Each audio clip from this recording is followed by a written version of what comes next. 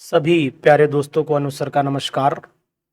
हम लोग टॉपिक का भी डिस्कशन करें जिससे कि बहुत सारे टॉपिक ऐसे हैं जिन पर क्वेश्चंस आते हैं यूपी पीजीटी में, बिहार पीजीटी में और झारखंड पीजीटी, साथ में डी ट्रिपल एस बी। तो इसका मतलब है कि अगर हम लोग ये चीज़ ध्यान देंगे कि भाई कुछ टॉपिक भी हमारे क्लियर होते रहें, तो सबसे खुशी की बात ये होगी कि हमारे टॉपिक क्लियर होने के साथ साथ कुछ एमसीक्यूज भी एक्स्ट्रा सॉल्व हो जाएंगे। तो आइए आज हम लोग स्ट्रेंथ ऑफ हाइड्रोजन पर बात कर लेते हैं। स्ट्रेंथ ऑफ हाइड्रोजन आखिरकार क्वेश्चन किस तरीके का आता है, ऑप्शन क्या होने के चांस बनते हैं, तो मैं आपको पहले क्वेश्चन लिख करके दिखाता हूं। यहाँ पर क्वेश्चन क्या हो सकता है। क्वेश्चन जनरली जो पूछा जाता है कि what is the meaning of, मैं आपको क्वेश्चन बताता हूं, what is the meaning of what is the meaning of 10 volume 10 volume H2O2, यानी कि 10 वॉल्यूम H2O2 का मीनिंग क्या है। या ये भी हो सकता है कि 20 वॉल्यूम H2O2 का मीनिंग क्या है। या ये भी हो सकता है, मतलब यहीं पर वॉल्यूम बदलते रहेंगे, क्वेश्चन बदलता रहेगा। 10 हो गया, 20 हो गया, 30 हो गया, 15 हो गया, ये सब आपसे पूछे जा सकते हैं क्वेश्चन। ध्यान दीजिए, मतलब ये बहुत ही इम्पोर्टेंट पॉइंट है कि स्ट्रेंथ कैसे निकालते हैं H2O2 की स्ट्रेंथ। यूपी पीजीटी में तो 100% ये क्वेश्चन आता ही है। बात रही बाकी में, क्योंकि ये डाइल्यूशन का क्वेश्चन है और डाइल्यूशन के क्वेश्चन करने में सबको दिक्कत आती है, लेकिन मैं यहाँ पर आपको बताऊंगा बहुत सिंपल तरीका। चलिए, सबसे पहला क्वेश्चन मैं हेडिंग बना करके सॉल्व करने की कोशिश करूंगा। यहाँ पर आंसर मैं दूंगा, एक का आंसर दूंगा, बाकी के आप निकालेंगे। तो उम्मीद भी करूंगा कि 20 और 30 का जवाब आप हमारे इनबॉक्स के कमेंट करके देंगे। इनबॉक्स में कमेंट करेंगे कि सर 20 वॉल्यूम का आंसर ये आएगा, 30 का ये आएगा। इस तरीके से आप जवाब दीजिएगा। तो हम लोग बात करेंगे आज 10 वॉल्यूम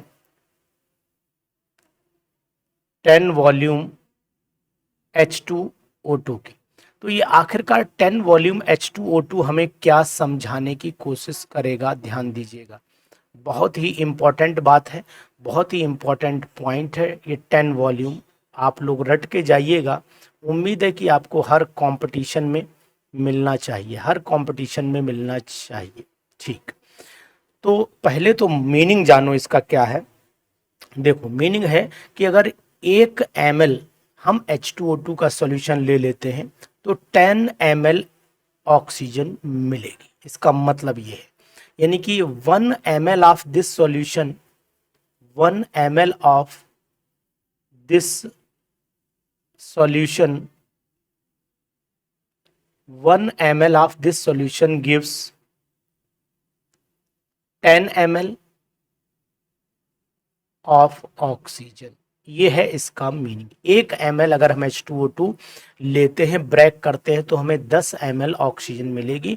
अगर लीटर में लिखना चाहो तो 1 लीटर हो जाएगा, ये यहाँ पर 10 लीटर हो जाएगा। तो आंसर ऑटोमेटिकली उसी में कन्वर्ट हो जाएगा। तो चाहे जिसमें निकालूं, मैं ml में निकालने की कोशिश करूंगा। ठीक है, अब आपको समझ में आया होगा कि इसका मतलब क्या, नहीं 10 वॉल्यूम H2O2 का मीनिंग क्या है, ये आपको समझ में आ चुका होगा कि 1 ml अगर H2O2 ले लें तो उसको अगर हम ब्रेक करें तो हमें 10 ml ऑक्सीजन मिल जाती है। ये मतलब है 10 वॉल्यूम H2O2 का। अब रिएक्शन भी जान रहे होते हो, रिएक्शन क्या होती है, 2H2O2, एरो लगाइए, बनेगा आपका 2H2O और साथ में बनेगी O2। इसका अगर हम लोग निकाल लेते हैं मास, तो 2 तो बाहर रख दीजिए, ये 2 हाइड्रोजन का हो गया और 32 ये हो गया, टोटल मिलाकर के 68 ग्राम हो गया। 68 ग्राम H2O2 को अगर आप लोग ब्रेक करोगे तो यहाँ 22,400 ml ऑक्सीजन मिलेगी, या बोलो कि 22.4 लीटर मिलेगी। फिलहाल ml हमें काउंट करना है। तो 68 ग्राम ऑक्सीजन कितनी 68 ग्राम H2O2 ऑक्सीजन कितना दे रहा है, 68 ग्राम दे रहा है हमें 22,400 ml।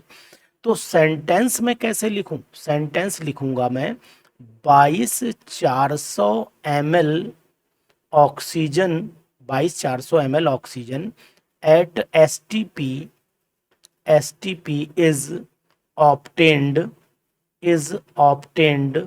फ्रॉम, कितने से मिलती है, फ्रॉम 68.0 ग्राम H2O2 से मिलती है।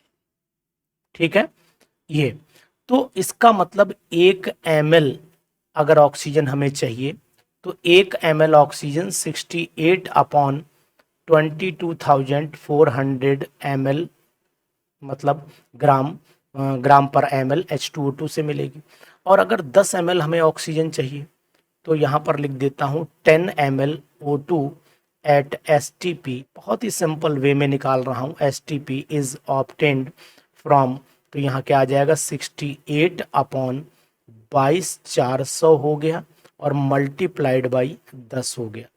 ठीक है, इसको मैंने कैलकुलेट करके रखा हुआ है, इसका जवाब आ रहा है 0.0303 ग्राम ऑफ H2O2 आ जाएगा। इतनी बात आप याद रख लीजिए। ठीक है, अब आपको क्या करना है, ये तो हमें मिल गया कि 10 ml अगर O2 हमें चाहिए तो इतना ग्राम H2O2 हमारे पास में होना चाहिए। तो सिंपल सा जवाब हमारे पास आया कि 10 ml of H2O2 is obtained from 0.030 gram of H2O2, 10 ml oxygen के लिए। तो यहाँ पर सेंटेंस लिखना चाहो तो आप लिख सकते हो 10 ml of oxygen at STP is obtained from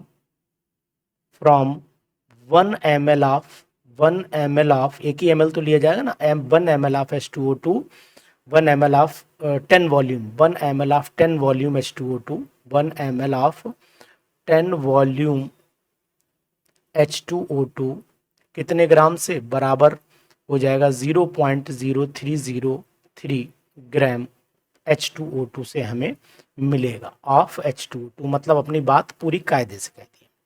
तो इसका मतलब ये हुआ कि अब हमें जो ये मिला है तो ये 1 ml ऑक्सीजन हमने 10 वॉल्यूम का लिया तो मिला, तो 1000 ml से कितना मिल जाएगा भाई, 1000 1 ml से इतना मिल रहा है तो 1000 से कितना मिलेगा, मल्टीप्लाई करें। तो यहाँ पर ध्यान दो, 1 ml of 10 volume, 1 ml of 10 volume H2O2 बराबर है 0.0303 ग्राम H2O2। तो 1000 अगर मैंने ml, 1 लीटर अगर ले लिया मैंने H2O2 10 वॉल्यूम वाला 1000 ml ले लिया तो मल्टीप्लाई कर देना पड़ेगा। तो यानी 1 2 3 30 पॉइंट यानी 30.3 ग्राम हमारा आंसर आना चाहिए, ग्राम पर लीटर लिख देता हूँ ऑफ H2O2। बहुत सिंपल वे, एक आ गया ये तरीका। अगर हमें स्ट्रेंथ निकालनी है, मतलब हर तरीके से आपको सॉल्व करके दिखाऊंगा, स्ट्रेंथ निकालनी है 10 वॉल्यूम की, तो स्ट्रेंथ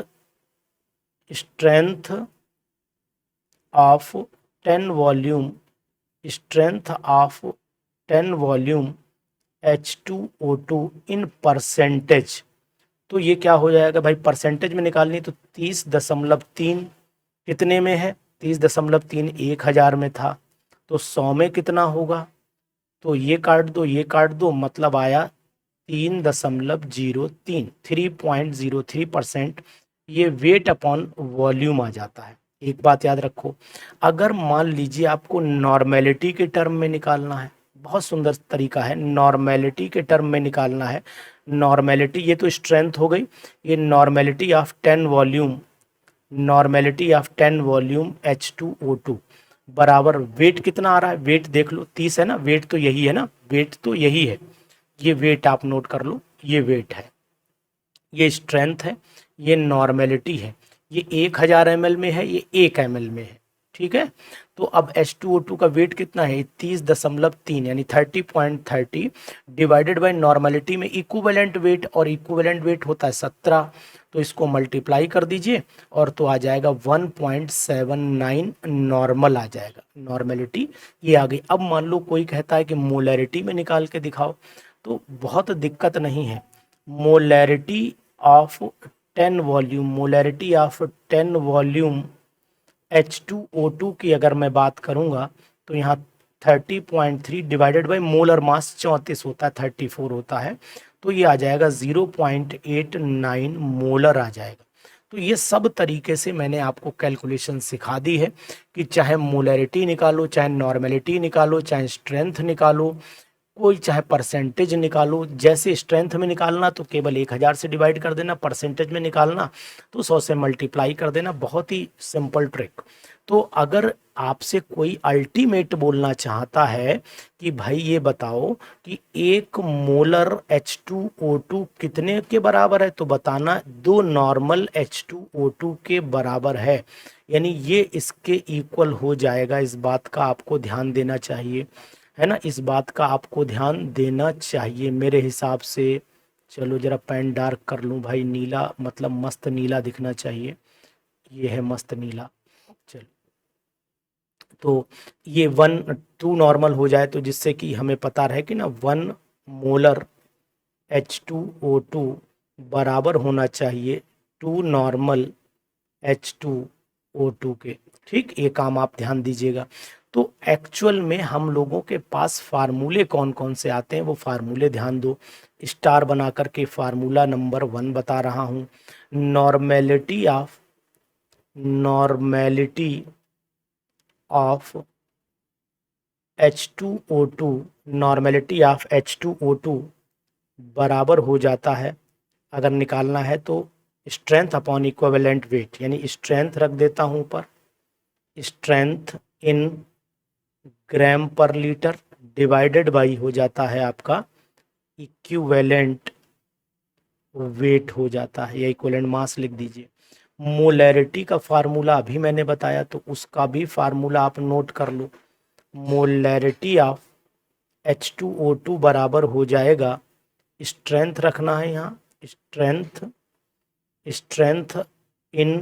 स्ट्रेंथ ऑफ H2O2 इन ग्राम पर लीटर, वो एक ही बात है, चाहे H2O2 लिखो ना लिखो, और अपॉन में आ जाएगा आपका मोलर मास, ठीक है, ये रख लो। अब अगर मान लीजिए आपको सपोज कर लेते हैं कि दोनों में रिलेशन क्या निकल करके आता है, तो strength is equal to molarity into molar mass, और strength is equal to normality into equivalent mass, ऐसे भी लिख सकते हो आप। तो मतलब फार्मूले बनाने के बहुत सारे तरीके, जैसे चाहे वैसे बना लो। तो यहाँ पर तीसरा फार्मूला मैं आपको बना करके दे रहा हूँ, वो है स्ट्रेंथ ऑफ H2O2 बराबर है नॉर्मेलिटी इनटू इक्विवेलेंट मास या इक्विवेलेंट वेट, और strength is equal to molarity into molar mass. ये तरीका है आपका निकालने का कैलकुलेशन का। तो वीडियो कैसी लगी आप ज़रूर बताइएगा, और आपको चाहिए होगी शायद ये पीडीएफ, तो ये पीडीएफ मैं आपको लिंक में लगा करके दे दूंगा। आप इसको डिस्क्रिप्शन लिंक में जाइएगा और खट से डाउनलोड कर लीजिएगा हमारी ये पीडीएफ, ठीक है ना। Thank you, have a nice day.